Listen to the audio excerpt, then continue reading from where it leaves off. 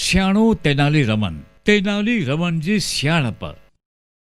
जहिड़ी तरह उत्तर भारत में बीरबल जा किस्सा मशहूर आहिनि, ओड़ी तरह ॾखण भारत में तेनाली रामन जो मिसाल भी मशहूर आहे।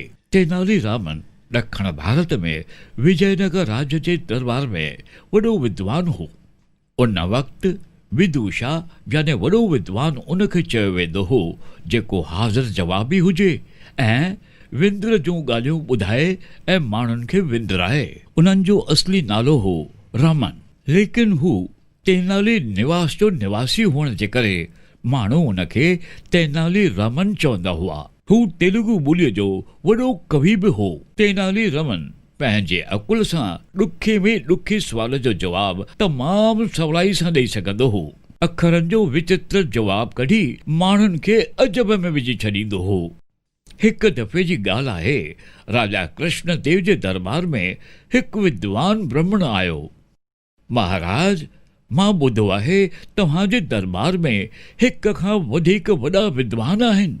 महाराज चयो, हा, हीअ ॻाल्हि बिल्कुलु सच आहे त असांजे दरबार में हिक खां बि हिकु वॾो विद्वान आहे। असांखे पंहिंजे हेॾनि दरबारुनि जे अकुल ते वॾो फ़ख़ुरु आहे। ब्राह्मण चयो त ठीकु आहे, मां घणेई ॿोलियूं चवंदुसि। तव्हां पंहिंजे दरबारुनि खे चओ त हिन मां मूंखे ॿुधाए मुंहिंजी मातृ ॿोली कहिड़ी आहे। ब्राह्मण पहिरीं तेलुगु में चवणु शुरू कयो, पोइ पंजाबी, तमिल, कन्नड़, मलयालम, मराठी, हिंदी ऐं पोइ कोंकणी। सभिनी ॿोलियुनि ते हुन जो अधिकार हो। दिलि सां हू ईअं पियो ॻाल्हाए ॼण ईअं हुन जी ॿोली आहे हर ॿोली। सभु दरबारी हिक ॿिए जो मुंहुं ॾिसण लॻा। हू इहो सम्झी न पिया सघनि त हुन जी ॿोली कहिड़ी हूंदी। महाराज तेनाली रामन तरफ़ ॾिठो ऐं चयो, तेनाली रामन, तूं छा थो चवीं? तेनाली रामन चयो, महाराज, मुंहिंजो तव्हांखे प्रार्थना आहे, मूंखे कुझु वक़्तु ॾियो। मूंखे ब्राह्मण देवा जी सेवा करणु ॾियो। राजा चयो, ठीकु आहे। ब्राह्मण खे महिमान घर में रहायो वियो ऐं तेनाली रामन उन जी सेवा में लॻी वियो। हिकु ॾींहुं ब्राह्मण देव हिकु वण हेठां वेठो ऐं पूजा जी साधना में लॻी वियो।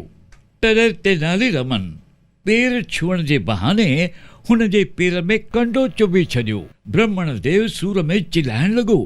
मुंहं मां निकितो, अम्मा, अम्मा, अम्मा, अयो अम्मा, अम्मा। तेनाली रामन हुन खे माफ़ी चयो ऐं तुरंत हुन जो इलाज कयो। ॿिए ॾींहुं तेनाली राम दरबार में आयो ऐं राजा खे चयो, महाराज, ब्राह्मण देव खे दरबार में घुरायो। अॼु मां हुन जे सुवाल जो जवाबु ॾींदुसि। ब्राह्मण देव दरबार में हाज़िर थियो। तॾहिं तेनाली राम साहिब चयो, ब्राह्मण साहिब जी मादरी ॿोली आहे तमिल। इहो ॿुधी सभई दरबारी अजब में पइजी विया। राजा जे चवण खां अॻु ब्राह्मण चवणु लॻो, वाह तेनाली रामन, तव्हां बिल्कुलु सही सुञातो, पर मां ॼाणणु थो चाहियां त तव्हां ही कीअं सुञातो? तेनाली रामन चयो, ब्राह्मण साहिब, जॾहिं तव्हांजे पेर में कंडो लॻो, तव्हां चवणु लॻा, अम्मा, अम्मा, अम्मा, अम्मा, अम्मा। इन मां सम्झी वियुसि त तव्हांजी ॿोली तमिल आहे। छो जो जॾहिं माण्हू मुसीबत में हूंदो आहे, उन वक़्तु कंहिंजे चवण वक़्तु हुन जे मुंहं मां निकिरी वेंदी आहे संदसि माउ जी ॿोली।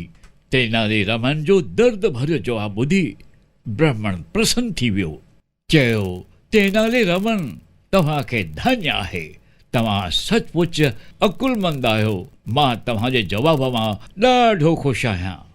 वाह वाह थी वई। महाराज ऐं सभु दरबारी तेनाली रामन जी साराह करण लॻा।